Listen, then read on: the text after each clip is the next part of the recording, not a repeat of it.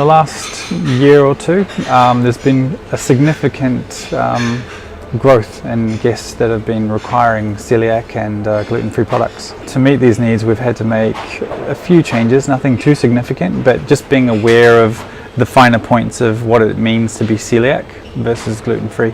To be honest, apart from going through our standard operating procedures along with our vegan-based or plant-based ethos, we also make sure that we keep everything separate.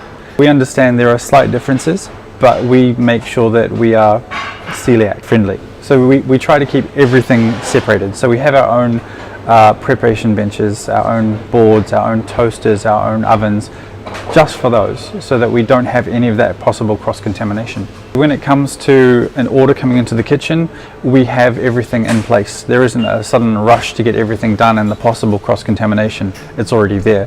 When it comes to heating pizzas or cooking pizzas, we have separate trays so that even when we're putting them into the ovens, they're not going to be in contact with any possible flour or any other contaminants.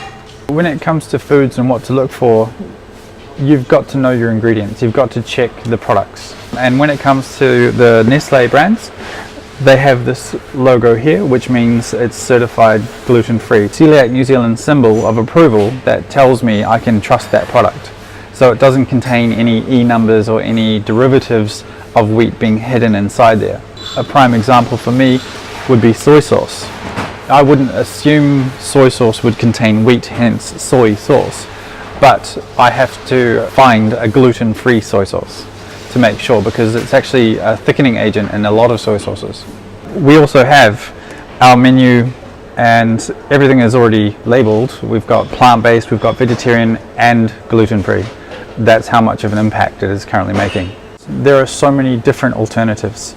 You've got rice flour, corn flour, chickpea flour, sorghum. There's lots of different things that you can use. It doesn't mean you're suddenly limited, because that's not possible by any stretch of the imagination. If you have the knowledge and the education base, there is basically a limitless alternate that you can use. Myself, I have a gluten-free chocolate cheesecake on the menu, and instead of using the traditional cookie base, we played with nuts and seeds. So that's just turned out stunning.